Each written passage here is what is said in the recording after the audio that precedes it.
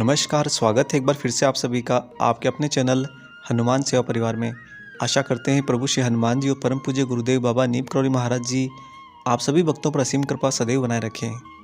आप सबने अक्सर एक बात सुनी होगी कि ये सब कुछ मोह माया है, यह सब कुछ माया का जाल है। परंतु क्या कभी आपने सोचा है कि हम मोह माया में फंसते क्यों हैं, या ये मोह माया कैसे काम करती है, और अगर मोह माया में फंस जाते हैं तो उसका उपचार क्या हो सकता है, और अगर उपचार है तो क्या वो उपचार कहीं इस माया के अंदर कहीं भ्रम तो नहीं है। आज का ये वीडियो बहुत खास है और इसमें आप जानेंगे कि बाबा महाराज ने क्या स्पष्ट शब्दों में माया के बारे में बताया है। जब मनुष्य की इंद्रियां मनुष्य को अपने वश में कर लेती हैं तो उसकी इंद्रियां जो है मन को भटकाने लग जाती हैं, और इसी उधेड़बुन के अंदर मनुष्य का मन अनेकों तरह की शंकाएं उत्पन्न कर लेता है, कभी यहाँ तो कभी वहाँ, कभी इसके पास तो कभी उसके पास। ये मन इस गति से भागने लगता है कि मनुष्य को समझ ही नहीं आता। समझे कैसे? समझने के लिए मस्तिष्क को काम में लेना होगा, और मस्तिष्क जो है वो इंद्रियों के वश में हो जाता है। दोस्तों, जीवन का सबसे बड़ा जो कड़वा सच है वो यही है कि मनुष्य का इंद्रियों के अधीन होना। जो कुछ भी आप चारों तरफ खराब होता देख रहे हैं, ये सब इंद्रियों का ही खेल है। इसलिए अक्सर आपने ये भी सुना होगा कि जो तपस्वी लोग तपस्या पर जाते हैं ना, दीर्घकालीन साधनाएं करते हैं, वे सबसे पहले इंद्रियां वश में करने की बात कहते हैं।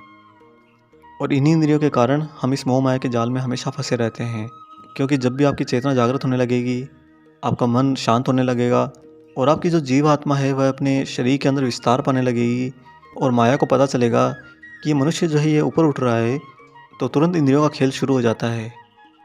इंद्रियों को वश में करना इतना आसान भी नहीं है, परंतु इनसे बचने का तरीका हो सकता है। और जिस भी क्रिया से आप बार बार बचोगे, वह क्रिया एक न एक दिन आपके सामने घुटने टेक देगी।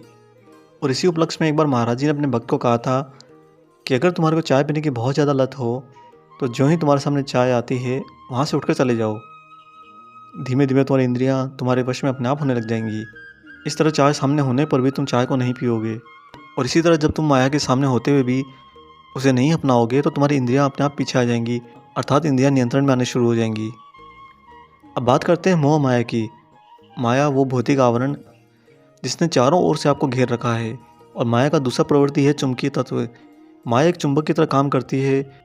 जो ही आप दृष्टि उठाकर किसी भी दिशा में देखो, कोई ना कोई माया का आधार आपको अपनी ओर आकर्षित कर लेगा। शुरू में तो माया आपको उकसाएगी, क्योंकि वो आपकी इंद्रियों के साथ मित्रता करके बैठी है। और जब इंद्रियां आपको अपना गुलाम बनाने लगेंगी तो आप उस माया के मोह में फंस जाएंगे। मोह होता है पाने का प्रेम। जिस चीज़ से आपको मोह हो जाए, अर्थात आप उसको पाना चाहते हैं और उसके साथ प्रेम बनाना चाहते हैं, परंतु प्रेम और पाने का तो कोई संबंध ही नहीं है, अर्थात मोह और माया का आपस में कोई संबंध नहीं है। ये मनुष्य की इंद्रियां हैं जो मोह को माया से जोड़ के देखती हैं। इस मोह माया का वास्तव में उपचार क्या है, ये हम बाबा महाराज जी ने अपने भक्त को बहुत आसानी से समझाया था। आज आपको वही वाकया हम महाराज जी का वही घटना सुनाएंगे। इससे पहले हम आगे बढ़े, आप सभी से गुजारिश है कि वीडियो अगर अच्छा लग रहा है तो वीडियो को लाइक ज़रूर कर दीजिए, और इस वीडियो को ज़्यादा से ज़्यादा शेयर कीजिए ताकि सब तक महाराज जी का कथा प्रसाद पहुँचे, साथ ही महाराज जी की अद्भुत गूढ़ रहस्य वाली जानकारियाँ भी पहुँचे। और अगर आपने चैनल को अभी तक सब्सक्राइब नहीं किया है तो कृपया सब्सक्राइब कर लीजिए, और साथ ही बेल आइकन को ऑन कर लीजिए ताकि आने वाले सारे नए वीडियो आप तक सर्वप्रथम पहुंच सके। आइए ले चलते हैं अब आपको बिना देरी करे इस अद्भुत घटनाक्रम पर। दोस्तों, श्री किशनलाल शाह रामगढ़ के रहने वाले थे और महाराज जी के अनन्य भक्त थे। कार्यकाल से वे रामगढ़ में ही अध्यापक थे। वे प्राय बाबा के दर्शन के लिए कैंची धाम आया करते थे। किशनलाल शाह का महाराज जी से ऐसा नाता था, ऐसा प्रेम था कि जब भी किशनलाल शाह कैंची धाम आते तो बाबा महाराज जी के आकर सहृदय पूर्ण समर्पित होकर बहुत ही प्रेम में भाव से महाराज जी की आरती किया करते। वहाँ खड़े अन्य भक्तों का यह कहना होता था कि किशनलाल शाह जब महाराज जी की आरती करते थे तो मानो ऐसा लगता था कि कोई देवदूत खड़ा होकर अपने परम परमेश्वर निराकार की आरती कर रहा हो। किशनलाल शाह महाराज जी को साक्षात भगवान मानते थे, और उनकी आध्यात्मिकता में भी काफ़ी रुचि थी, अर्थात वे आध्यात्मिक जगत के गूढ़ रहस्यों को खोजते रहते और उन प्रश्नों का समाधान करके अपने चेतना को और ज़्यादा जागृत करते रहते। परंतु कहते हैं ना कि आप कितना ही आध्यात्मिक हो जाएं, कितना ही चेतना को जागृत कर लें, परंतु आप रहोगे तो इसी माया के अंतर्गत। यही माया चारों तरफ जो बिखरी हुई है, इसी माया के अंतर्गत अपने आसपास के परिवेश में घटने वाली गलत घटनाओं को देखकर किशनलाल शाह काफ़ी निराश होते थे, और मन ही मन निश्चय करते कि इस बार जब महाराज जी के पास जाऊंगा तो इस बात पर विचार विमर्श जरूर करूंगा। एक बार किशनलाल शाह जब कैंची धाम आए तो बाबा उन्हें लकड़ी के पुल पर बाहर ही एक छोर पर बैठे हुए मिल गए। वहाँ जाकर शाह जी ने महाराज जी को प्रणाम किया। इससे पहले कि किशनलाल शाह के मुंह से एक शब्द निकलता, बाबा कहने लगे, दूसरों को माया में फंसा देखता है, माया में तो नारद, जड़, भरत सभी फंसे हैं, तो फिर यहाँ पर औरों की क्या बात। बाबा के मुख से इस बात को सुनकर शाहजी निरुत्तर हो गए और बाबा से कुछ भी आगे नहीं पूछ सके।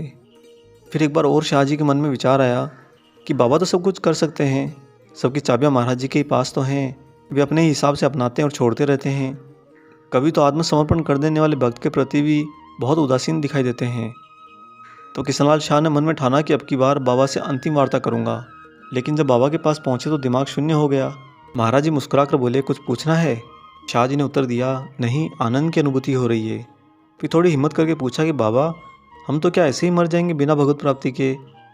तब महाराज जी खिलखिलाकर हंस पड़े और बोले, तुमने कौन सी नई बात कही, सभी मर जाएंगे, ये संसार तो अनित्य है, यहाँ सभी को मरना ही है। किशनलाल शाह बाबा के वचनों से विभूत हो गए और दर्शन करके वापस चले आए। अगले काफ़ी दिनों तक किशनलाल शाह कैंची धाम नहीं आ पाए। एक लंबे अंतराल के बाद जब श्री शाह आए तो उनके मन में अनेक आध्यात्मिक प्रश्न थे। जब वे कैंची पहुंचे तो बाबा अपनी कुटिया में लेटे हुए थे। नज़दीक जाकर महाराज जी को उन्होंने प्रणाम किया और बैठ गए और सोचने लगे कि बात कहाँ से शुरू की जाए। कुछ ऐसा पूछा जाए जहाँ पर महाराज जी सीधा उत्तर दे दें। और यही उधेड़बुन के अंदर निरंतर उनका मस्तिष्क सोचता रहा, परंतु शाह जी कुछ बोल नहीं पाए। बाबा ने उनके मन में उठते सारे सवालों को पढ़ लिया, उनमें से कुछ छांट कर उनका उत्तर देने लगे। महाराज जी ने कहा कि यह मंदिर आदि जो कुछ तुम्हें दिखाई दे रहा है, ये सब कुछ खेल तमाशा है। तेरे हाथ में कुछ है तो बता मुझे। बाबा की इस वार्ता से श्री शाह के मन में प्रतिक्रिया उठने लगी।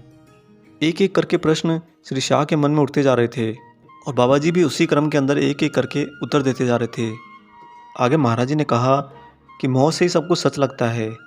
शाह ने सोचा कि इसका उपचार भी तो कुछ होना चाहिए। तभी बाबा जी ने कहा, उसी की कृपा से मोह छूटता है। तब किशनलाल जी ने पूछा कि उसकी कृपा कैसे हो। बाबा ने बड़ी ही प्यारी मुस्कान के साथ कहा, भाव कुभाव अलग आलस हूँ, नाम जपत मंगल दिशि दस हूँ। अतः बोध होने पर शंका के लिए कोई स्थान ही नहीं रहता। इस प्रकार महाराज जी ने भक्त के महत्वपूर्ण अथक प्रश्नों के सरलतम उत्तर देकर उन्हें संतुष्ट कर दिया। और वास्तव में दोस्तों, भगवत प्राप्ति का इससे सरलतम उपाय हो भी कह सकता है।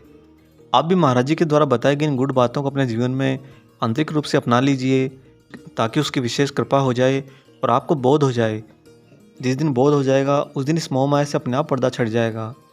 आशा करते हैं आज का ये वीडियो आपको पसंद आया हो। वीडियो अगर अच्छा लगा है तो जाते जाते इसे लाइक जरूर कर दीजिएगा और अगर चैनल को सब्सक्राइब नहीं किया तो सब्सक्राइब करते जाइएगा। मिलेंगे बहुत जल्दी ही एक और ऐसे शुभ अंक के साथ।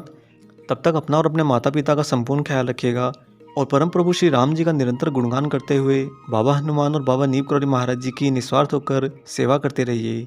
जय सिया राम।